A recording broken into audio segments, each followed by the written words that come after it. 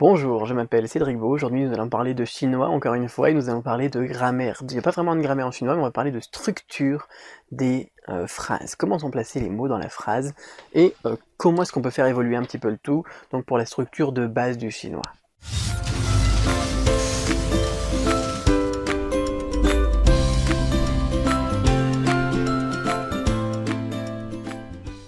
Bonjour, je m'appelle Cédric Beau. Aujourd'hui, on parle de structure donc du chinois. Comment est-ce qu'on va faire une phrase en chinois? Dans quel ordre placer les caractères? Eh bien, pour faire une phrase en chinois, il faut imaginer que vous écrivez une histoire. Et une fois que vous avez ça dans la tête, ça va aller tout seul. Comment est-ce que ça fonctionne? Lorsque vous écrivez une histoire, lorsque vous lisez une histoire, vous regardez un film par exemple, eh bien, le film commence avec un personnage principal. On vous présente un personnage principal. Ça, c'est le sujet. Vous avez ensuite un contexte. On vous dit, tiens, cette histoire se déroule à tel moment, on vous présente un petit peu, je ne sais pas moi, le jardin, le château, la maison, la prison, le désert ou n'importe quoi.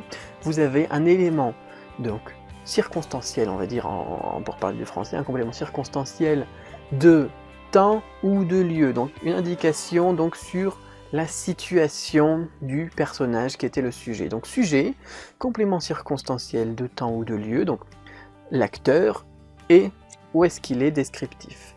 Et ensuite, qu'est-ce qui se passe dans l'histoire généralement, une fois qu'on a présenté le personnage et puis le contexte, eh bien, il y a l'action. Donc l'action, si on veut calquer ça donc, dans une structure grammaticale française, ça va être le verbe.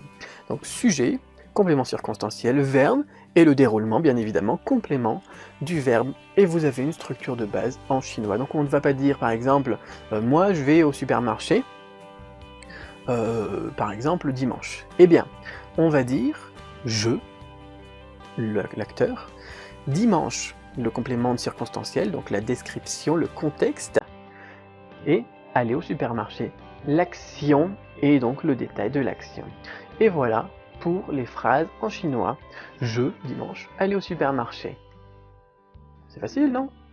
Voilà, donc c'était la petite astuce du jour. Alors bien évidemment, après on peut moduler tout ça, on aura des structures un petit peu plus compliquées ou n'importe quoi, mais pour faire toutes vos phrases de base et pour vous débrouiller déjà jusqu'au HSK2 ou 3, c'est-à-dire avec 800 caractères, on va dire, c'est largement suffisant. Donc pour vous débrouiller en Chine, c'est aussi largement suffisant.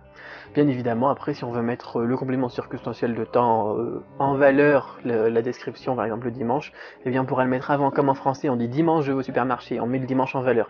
Eh bien en chinois, on peut aussi dire dimanche je vais au supermarché, exactement la même chose. Là, ça marche aussi. Donc, vous avez la structure de base. Maintenant, à vos phrases. 再见。